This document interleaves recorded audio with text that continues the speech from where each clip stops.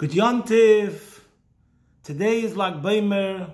We'll speak a thought for the festival and will the Mirza Hashem connected to the Parshas HaShavua. But first, we are shattered, shocked, stunned, and sad from hearing of the tragedy in Meron. It's very difficult to be happy on Rashbi's day, which is meant to be the most joyous day of the year, when such an event, such a tragedy happened in Meron itself. And there's no explanation. And we're going to have to wait till Mashiach comes to be able to see any sense in it. Hashem himself will have to explain it. But as we've seen in the past, and the Rabbonim have already come out with answers from the Rebbe in the past, and when there was a tragedy on BaOmer, and the Rebbe said it shouldn't affect the parades. So, first I want to say a prayer, as we start always with a pasuk. Today's pasuk will choose from Tehillim. Hoshiyeni Elohim kivo mayim ad nafesh. Hashem, help us. The waters have reached our very soul. We can't take it anymore. And I hope Rashbi forgives me for crying out, Ad Mosai, on BaOmer. Ad Mosai, Ad Mosai, Ad Mosai. Nevertheless, as we mentioned before, we see from the Rebbe every time, almost, that I know of, where there was some tragedy, the Rebbe still stressed, but at the end, we go forward with Simcha. I was in Camp Gan Yisrael when Hashem Yerachim, someone drowned one year, and it was in the beginning of the summer. There was another year where there was a car accident, when there was a bunk on a trip and a camper was killed, Hashem Yerachim. The Rebbe's answers were always encouraging to not let it affect the Simcha. And one striking example is during the Yom Kippur War. Jewish blood was spilling. It was a disaster. Crisis like you can't believe. And the Rebbe made a farbrengen Yud Gimel TISHREI, the yartzeit-hilulah of the Mitteler Rebbe, 3 days after the Yom Kippur War started, when the tide hadn't turned yet, and no one knew what it was going to be. And the Rebbe made a farbrengen, and he said the reason for the farbrengen was the idea of the simcha of farbrengen could only bring good. And also, we know in the Sichas of the Frierdiker Rebbe, it's very interesting. I remember at least 3 occasions. I remember one is Purim Tavshin, and I remember I think twice on Yud Tes Kislev. In the years between 1940 and 1945, when World War II was raging, and sometimes Jews were being slaughtered in the tens of thousands, Hashem Yerachim. And the Frierdiker Rebbe is sitting by the farbrengen, and he's saying, how can we farbreng today? When what's going on in Europe? And then he says, but still, we have to farbreng.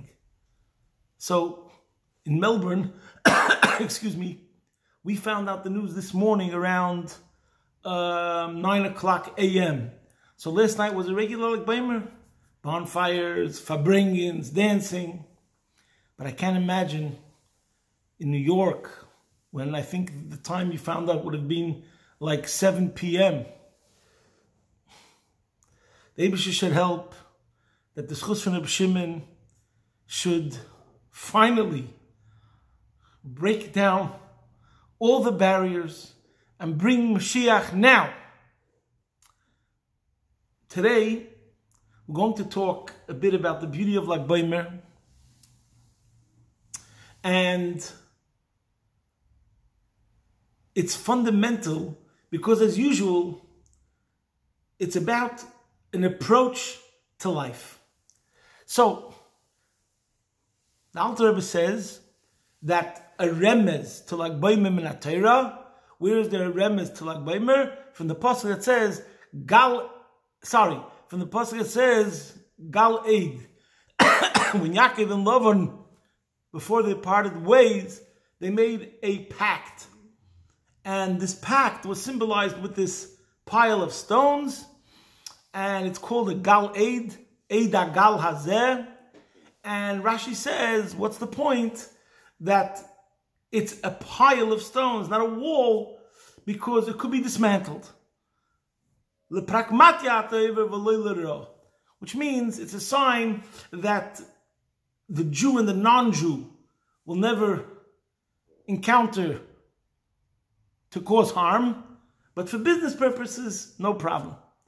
That's the Pashta Pshat. Sorry, I have a cough. So the question is, there's another remez from the Torah which is brought down in Chassidus, everyone knows, for BaOmer, Gal einai v'abitin eflois m'Torah secha. Open up my eyes to see the wonder of Torah, and everyone understands the pnimius of Torah, the soidus of Torah, the secrets of the Torah. That's the wonders of the Torah. So that's obviously the connection between Gal, open up my eyes, to Lag BaOmer, which is the revelation of the inner part of the Torah. But what's the connection to this pile of stones? So, the Rebbe explains in Likutei Sichos, based on a Maimed Alter Rebbe. I'm not going to say it over exactly as it's brought down in the Sicha, but as I heard it from my Mashpiyim, that over here we learn a very relevant lesson in day-to-day life. There could be three approaches to dealing with the world. There's one approach, God forbid, where there's no partition. We'll call the people that want to have such an approach the universalists, the assimilationists. It's a defeatist attitude. If you can't beat him, join him. So the secular world is growing stronger by the day. There's Yeridus Hadoros, and there's no point in fighting it. So we throw in the towel and we start talking about humanity. And what's this whole religion business? Why do we have to make distinctions? Religion causes all the problems. We're humanists. So that's an approach which is, as far as Judaism is concerned, it's pure suicide, really. And as the saying goes, stand for something or live for nothing, or stand for something or you'll fall for everything, or the road to everywhere leads to nowhere. So that could be one approach. As we see some people, instead of living with their name Avram, Yitzchak, Yankov, they become Tom, Dick, and Harry, Hashem Yirachem. That's one approach. Then we have another approach, which could be to build a solid wall. We'll call them the isolationists, or separatists.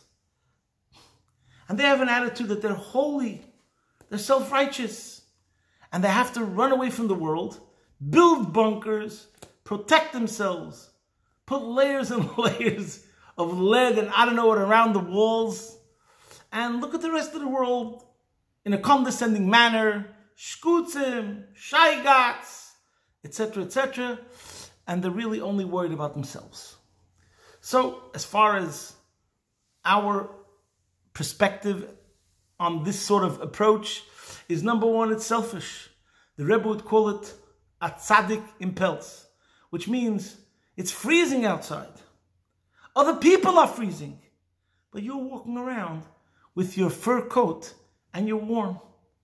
The other people that are freezing and dying, you couldn't care less. Why? Because you're warm. That's called a saint in a fur coat. He's a saint. He's barricading himself. He's protecting himself. What about everyone else? Your fellow Jew? You don't care. That's number one. So it's selfish. Number two, the truth is that your barricades are not going to help. The secularism is going to penetrate there too. And that's a fact. And number three, the way we look at it, you have a mission. Besides for rescuing your fellow Jew, you're meant to be engaged with the world and change the world and elevate the world and be actively involved in a proactive way of making the world a better place. And you're not doing that. And then we have a third approach, which is the pile of stones. There is a division. There is a demarcation point. Your true place is a shul. You're a Jew. You have a neshama. Your true place, your world is being connected to the Eibush, to doing a mitzvah and learning Torah. But you're a man with a mission. And what's that mission? To go into the world, lepragmatia, for business, for profit, to elevate the world. We'll call these people the influencers and those that are engaged with the world. And this is the way of Chabad Lubavitch. And this is the meaning, according to Chassidus, of the Galeid between Yaakov and Lavan. You have to always remember, when you go over to that territory, that it's not your real place. When you daven for Yom Shekuloi Shabbos Menucha. You're davening for the day where it'll be only Shabbos, only godliness. Because the true natural domain and realm, habitat of a Yid is doing mitzvahs and learning Torah. And that's going to be when Mashiach comes. But right now, till Mashiach comes, we have a mission. But you always have to remember that the only reason you're there and you dismantled the pile of stones was because you're there for a specific mission. If you're always aware and cognizant of the objective, then you won't fail. Because you're always connected to your heart, to your source, to your true core of spirituality. Now, what does this have to do with Pnimiyus HaTorah? What gives the koyach of a Yid not to be impacted, to give up, and to become someone who's an assimilationist? And not to be a person that in the end is scared of the world and therefore is barricading himself and separating himself from the world?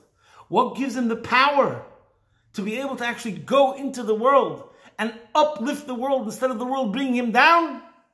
And the answer is Pnimiyus HaTorah. Lag BaOmer. Because Lag BaOmer revealed Pnimiyus HaTorah. Pnimiyus HaTorah is the inside story in every single situation. And primarily the precept and the doctrine of Ein Oid Milvadoi. That is the main idea of Chassidus and Pnimiyus HaTorah. As the Baal Shem Tov said, the Rebbe is Alts and Alts of the Rebbe. Divinity, God, is the only reality. So only when you look at the world in such a way, you define the world as a place that's really waiting for me to come and to elevate it and to reveal its true nature. The godliness that's in the world is not superimposed. It's not something that we're going to influence, so to speak, from without. We have to go there and illuminate the truth of what the world really is to start with. And that is what Pnimiyus HaTorah is about, the Zohar. The Zohar. The Zohar. Zohar means light, illumination. It's about illumination. And illumination is about seeing the truth and how everything all of a sudden changes.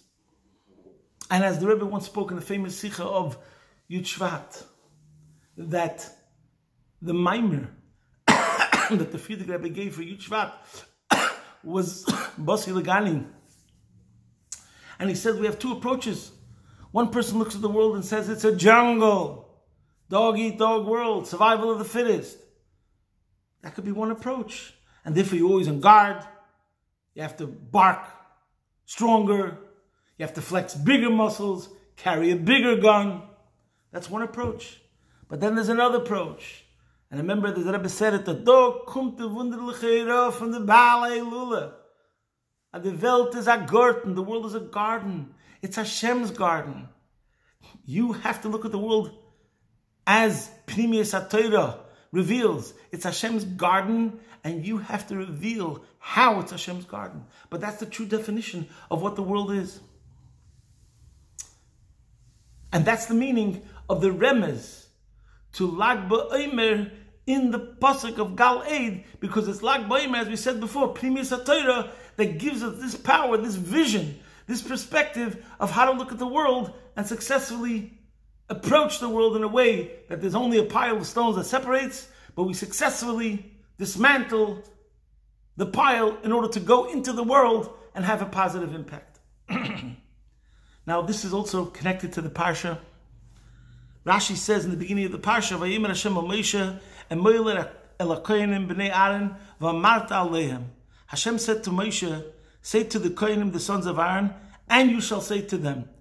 Why does it say twice, Emoiler el HaKohanim, and then v'amarta alehem? So everyone knows the Rashi. Rashi says, Emoiler v'amarta lahazig doilim alaktanim. Rashi says the reason why the pasuk repeats Emoiler v'amarta is because the first Emoiler el HaKohanim is Moshe speaking to the Kohanim. But then when Moshe says, V'amarta aleim, he's telling the kohenim that they have to tell their children. That's what it means. V'amarta aleim, these are the words that he told the kohenim, that V'amarta aleim, you will tell your children. So here again we see Chassidus take something that without Chassidus, it's one world, one realm, and with Chassidus, svert lichtig, it becomes illuminated. The word lahazir could be translated as warn, careful, beware. That's what it usually is translated. But guess what? The word lahazir is also miloshen zohar. So there's one way to look at it and say, when you're educating, educate with a stern warning. You know, like you have these poison bottles and they have a label on it, warning or beware. And there's a picture of a skull or a big, I don't know what it's called, those signs that say no. That's one way how you could do chinuch. You're very big on the lahazir, but it has negative connotations. But then there's another way of chinuch. Lahazir, machlichtig. Show the positive side. Show the light. And automatically the child will be so taken by the light that of course he's not going to do the wrong thing. And by the way, there's an analogy that the Rebbe said in the name of the Frierdiker Rebbe about the difference between the Rishonim and the Achronim, which I think is very, very great and can be used in many, many contexts. I don't want to elaborate on it now, but we'll say it very briefly, that the Frierdiker Rebbe said, what's the difference between the Rishonim and the Achronim? The Rishonim would write a commentary and it would be one line. And then the Achronim, the sages that lived hundreds of years later, they were possibly would write pages and pages, even a whole book, on one line of what a Rishon wrote. So what's the difference? And the famous question is, did the Rishon really know everything that the Achron wrote in explaining what the Rishon said in one line, that it took the Achron to write 500 pages to explain? And the Frierdiker Rebbe gave a wonderful analogy. And he said, the difference is between a lit room and a dark room. You have one person, he's in a dark room, and he has to find the exit. He bumps into this, he bumps into that, he sees a frame, he opens a door, he just walked into the clothing closet, he sees another door, he walked into the bathroom, he sees a frame, he pushed his hand, he broke a window, until finally he finds the door, which is the exit. Then you have another person, he's in a lit room, he goes straight to the door, which is the exit. That's the difference between the Rishonim and the Achronim. Did the Rambam and Rashi know everything that this Achron wrote? Maybe not consciously. In other words, if you would ask him a question, he would explain why if we go down that road, it's going to end up to be a dead end. But did he have to go through every turn in the maze to reach the dead end to find out that it's a dead end? Or he's so superior, so beyond, lichtig, that he just goes straight, the right way. And this is what Primis HaTorah is all about. As it's explained in other places, that in the Zohar, it always says, Tochazi, look and see. Look and see means it's svert lichtig. It becomes light, it becomes shining, it becomes brilliant. And the Gemara is Toshma, listen and hear. Which means you hear it, you'll come to the right conclusions, but it's not the same thing as seeing it and being transported to a higher reality. So, I'd like to finish off with two anecdotes, two stories. One is a very famous story. I'm not sure I ever said it before. And that is a story with the Tzemach Tzedek. The Tzemach Tzedek was told that his grandfather had a snuff box. He was given a present, a shmek tabak. People used to put something in there to smell it. Anyways, the Alter Rebbe was given this, and the Alter Rebbe made a comment. Anyways, the Tzemach Tzedek was told that the Alter Rebbe broke off the lid and he used the cover of that silver box to see if his tefillin was straight. So when the Tzemach Tzedek was told the story that his grandfather broke off the lid, the Tzemach Tzedek said, can't be, impossible. He would have never broken off a lid. Weil sein Inyan is nicht gewesen zu brechen. Because his thing was not to break. Probably there was a small screw, there was a small pin. And the Alter Rebbe, the Zayde, my grandfather, removed that pin and separated the cover from the box and used the cover to see if its film was straight. But the Tzemach Tzedek, without having heard this story before, just knew automatically that it can't be. While the Zayd and the Inyan is not given to brechen. And the same thing's over here. You have a choice. Are you going to live life and see the world as a jungle? Or are you going to see it as a garden? Is your education going to be in the way of lahazir? That lahazir means beware, beware, warning, warning, alarm. Or does it mean illuminate, shine? There's another word that I once heard. Rabbi Chaim Dalfin interviewed his wife's grandfather, Reb Zalman Serebrinsky. And he asked him about his years when he was a bacher. And Reb Zalman Serebrinsky was a chassid in the times of the Rebbe Rashab, starting from the times of the Rebbe Rashab. And he says that when he came to Temchit Temimim in Kharkov, and I'm going to read the quote of the words that he said, being in yeshiva, I felt that all the questions, like secular questions, were like nothing to me. I had seen something which afterwards I didn't need any explanations.